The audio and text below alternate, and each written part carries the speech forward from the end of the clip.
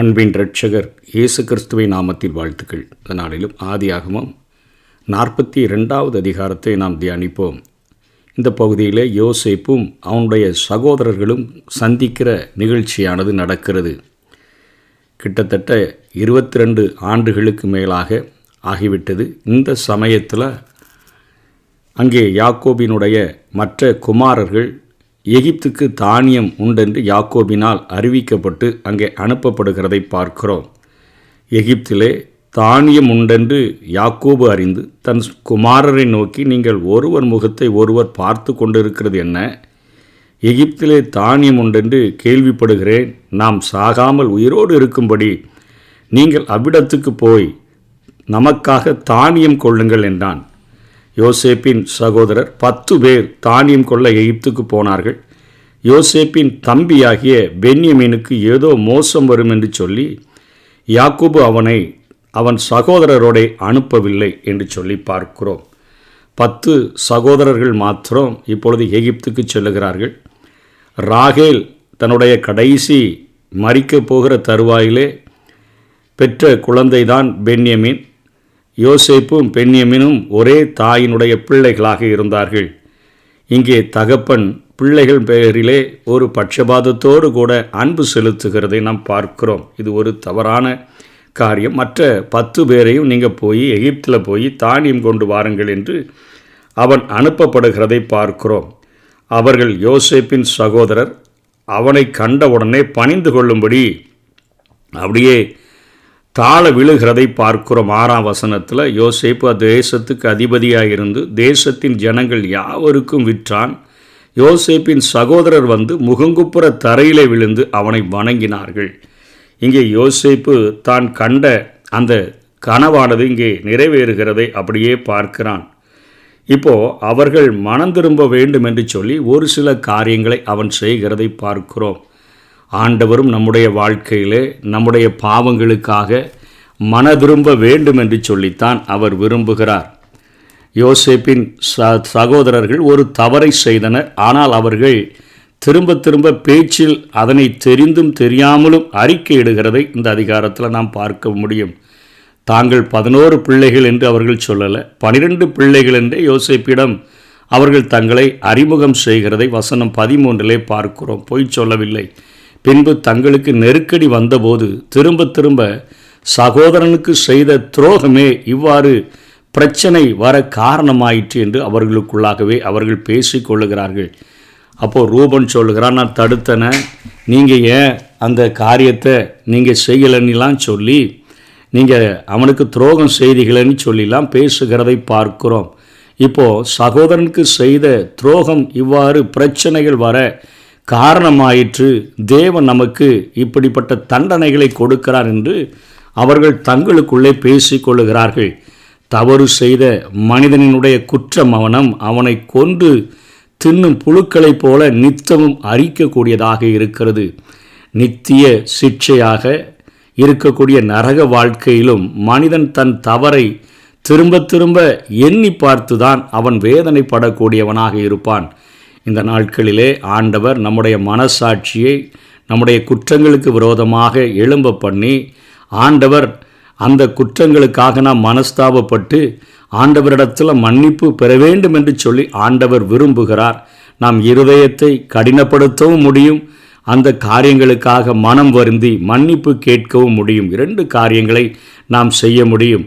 ஆனால் ஐசுவரியவானுடைய வாழ்க்கையில் பார்க்கும்பொழுது ஆபிரகாம் சொல்லுகிற காரியம் லூக்கா 16:25 நினைத்துக்கொள் என்று சொல்லுகிறான். நரக தண்டனையில் அங்கே வேதனைப்படுகிற ஐசுவரியவானிடத்தில் சொல்லப்படுகிற காரியம் என்ன?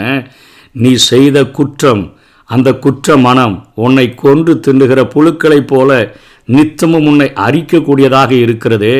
நீ இந்த பூமியில் வாழும்பொழுது எல்லாவித நன்மைகளையும் நீ அனுபவித்தாய். உன் காலுக்கு கீழே நீ சிந்துகிற சின்ன சின்ன துண்டுகளை சாப்பிடுகிறதற்கு ஆசையாக இருந்த அந்த லாசரு மேலே கரிசனையற்றவனாய் போனாயே, அவன் நாய்களோடு கூட சண்டையிட்டு நாய்களிடத்தில் கடி வாங்குகிற போது உன் நாயை கூட கெட்டி வைக்கணுங்கிற எண்ணம் இல்லாமல் போனாயே, அப்படிப்பட்ட ஒரு கொடூர மனமுள்ளவனாக, இரக்கமற்ற குணமுள்ளவனாக இருந்த நீ இந்த சிக்ஷையிலையும் இந்த பாடுகளின் மத்தியிலையும் நீ இந்த நரக வாழ்விலையும் அவைகளை நினைத்துக்கொள் என்றே சொல்லுகிறதை பார்க்கிறோம்.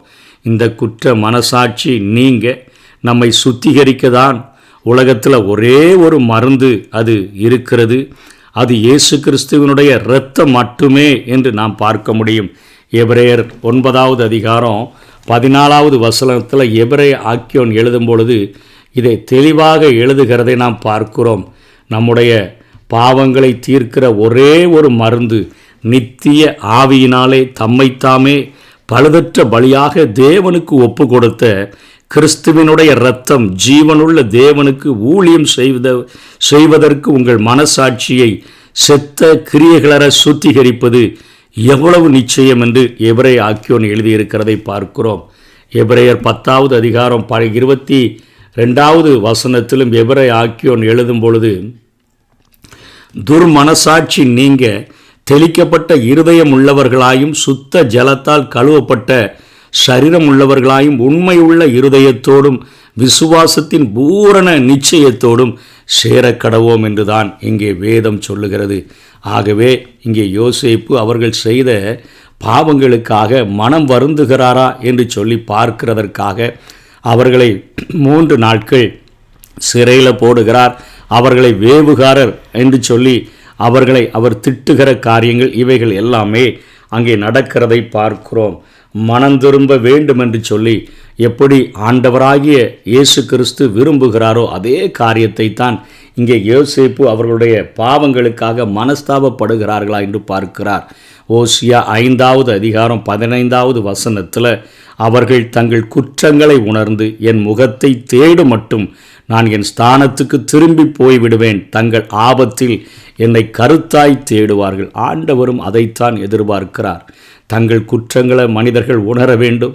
என் முகத்தை அவர்கள் தேடுகிற வரையிலும் நான் என் ஸ்தானத்துக்கு நான் திரும்பி போய்விடுவேன், தங்கள் ஆபத்தில் என்னை கருத்தாய் தேடுவார்கள். இங்கே இவர்களுக்கு பஞ்சகாலம். இங்கே கானானில் மிகுந்த கொடுமையான பஞ்சம். எகிப்தில் தான் தானியம் இருக்குது. இவன் துபாசியை வைத்து எகிப்து மொழியில் பேசுகிறதுனால, எபிரேய மொழியில் பேசாததுனால அவனுடைய ஆடைகள், அவன் சவரகம் பண்ணியிருக்கிற காரியங்களெல்லாம் பார்க்கும் பொழுது ஒரு எகிப்தியன் போல காணப்படுகிறபடியினால யோசேப்பை இவர்களால் அடையாளம் கண்டுகொள்ள முடியலை. ஆனால் அவர்களுக்குள்ளாக திரும்ப திரும்ப பேசுகிறார்கள், நம்முடைய சகோதரனுக்கு செய்த அந்த பாவம் நம்மளை இத்தனையாக நம்மை வாதிக்கிறது, நாம் மனம் திரும்புகிற வரையிலும் ஆண்டவர் அவருடைய ஸ்தானத்தில் இருப்பார். இங்கே அவர்களுக்குள்ளான ஒரு மனஸ்தாபம் உண்டாகிறதா, அவர்களுக்காக ஒரு மனம் திரும்புதல் இருக்குதா, ஒரு குற்ற உணர்வு அவர்களை வாதிக்குதா என்று சொல்லி பார்ப்பதற்காக இங்கே யோசேப்பு அவன் வெயிட் பண்ணுகிறதற்காகத்தான் இந்த காரியங்களை செய்கிறான். தொடர்ந்து என்ன செய்கிறான், அவர்களை பார்த்துட்டு, சரிப்பா நீங்கள் 12 பேர்னு சொன்னீங்கல்ல, ஒரு ஆள் பென்யமீன் உங்கள் அப்பாட்ட இருக்கிறாங்கன்னு சொன்னார்ல, நீங்கள் உங்கள் தேசத்தில் அங்கே உங்கள் அப்பாவும் மற்றவர்களும் மிகுந்த கஷ்டப்படுகிறதுனால நீங்கள் போய் தானியத்தை கொடுத்துட்டு வாங்க, ஆனால் ஒரே ஒரு ஆள் இங்கே அதற்கு பிணையாக இங்கே இருக்க வேண்டும் என்று சொல்லி முரட்டாட்டமுள்ள தன்னுடைய சகோதரனாகிய சிமியோனை கட்டுவித்து அவன் அங்கே சிறையில் போட்டுட்டு மற்றவர்களை அனுப்பி விடுகிற பொழுது அவர்கள் அவர்களுடைய பணத்தை அவர்களுடைய சாக்கினுடைய வாயிலே போட்டு தானியத்தால் நிரப்பி அவர்களை அனுப்புகிறதை பார்க்கிறோம். வழியில் போகும்போது ஒருத்தர் கழுதைக்கு தீவனம் போடுகிறதற்காக தன்னுடைய சாக்கை திறந்த பொழுது அவன் கொண்டு போன பணம் அந்த சாக்கில் இருந்ததை பார்த்து பயந்தான். வீட்டில் போய் அவங்கவுங்க சாக்கை திறந்து பார்த்த பொழுது எல்லாருடைய சாக்கிலும் தங்களுடைய பணங்கள் திரும்ப இருந்ததை பார்த்து மிகவும் அவர்கள் பயந்தார்கள். நம்ம மேலே ஏதோ ஒரு பெரிய குற்றத்தை சுமத்துகிறதற்காக இந்த காரியம் நடந்திருக்கிறது என்று சொல்லி நினைத்தார்கள். அங்கே யோசேப்பை பணத்திற்காக விற்றவர்கள் அவர்களுடைய குணங்கள் மாறி இருக்குதா, இன்னும் பணத்தின் மேலே தான் அத்தனை ஒரு காரியத்தோடு வெறியோடு கூட இருக்கிறார்களா என்பதை சோதிக்கும் வண்ணமாக இங்கே யோசேப்பு இந்த காரியத்தை செய்ததை பார்க்கிறோம். அவர்களுடைய தகப்பனிடத்தில் வந்து பேசுகிறார்கள். பென்யமீனை கூட்டிகிட்டு வரலன்னா சிமியோனை விடமாட்டேன்னு சொல்லிட்டாங்க, அதனால் நாங்கள் பென்யமீனை கூட்டிகிட்டு போனோன்னு சொன்னபோது தகப்பன் சொல்கிறாரு, என்னுடைய ஒரு மகன் அவன் இறந்து போயிட்டானே தான் சொல்லி நினைத்து கொண்டு இந்த மகனையும், அதாவது தான் நேசித்த மனைவியினுடைய கடைசி மகன் ராகேல் பெற்ற அந்த மகன் பென்யமீனையும் நீங்கள் கொண்டு போய் ஏதாவது மோசம் நேரிட பண்ணிட்டீங்கன்னா என்னுடைய தலைமயிர் மிகுந்த சஞ்சலத்தோடு தான் இந்த பூமியில் இறங்கும் அப்படின்னு சொல்லி அவன் அத்தனை பாரபட்சம் காட்டுகிறதை பார்க்கிறோம். இது குடும்பத்தில் இருக்கக்கூடாத ஒரு காரியம். ஆனால் யாக்கோபு இதை சொல்லுகிறான். அதற்கு ரூபன் இப்பொழுது பேசுகிறான், என்னுடைய 2 குமாரரையும் அதற்கு நீர் வைத்துக்கொள்ளும், நான் திரும்பி கொண்டு வரலன்னா என் பிள்ளைகளை நீர் என்னனாலும் செய்யும்னு சொல்லி அங்கே முதல்ல யோசேப்புக்காக பரிந்து பேசின அதே ரூபன் இங்கே பேசுகிறதை பார்க்கிறோம், என் 2 குமாரரையும் கொன்று போடும் என்று சொல்லி. ஆனாலும் இங்கே யாக்கோபுனுடைய மனம் ரொம்ப கஷ்டமாக இருக்குது. என் அரைமயிர சஞ்சலத்தோட பாதாளத்தில் இறங்க பண்ணுவீர்கள் என்று சொல்லுகிறான். தொடர்ச்சியான செய்தியை நாளைய தினத்தில் நாம் கற்றுக்கொள்ளுவோம். ஆண்டவர் நம் இடத்துல குற்ற மனம் திருந்த வேண்டும் என்று சொல்லி கிருபையின் காலத்தில் எதிர்பார்க்கிறார். நம்முடைய வாழ்க்கையில் நம்முடைய செய்த குற்றங்கள் நமக்கு நினைப்பூட்டப்படும் பொழுது எவன் தன்னுடைய பாவங்களை, அதாவது தன்னுடைய பாவங்களை மறைக்கிறவன் வாழ்வடைய மாட்டான், அவைகளை அறிக்கை செய்து விட்டு விடுகிறவனோ இரக்கம் பெறுவான் என்று நீதிமொழிகள் 28:13 பார்க்கிறோம்.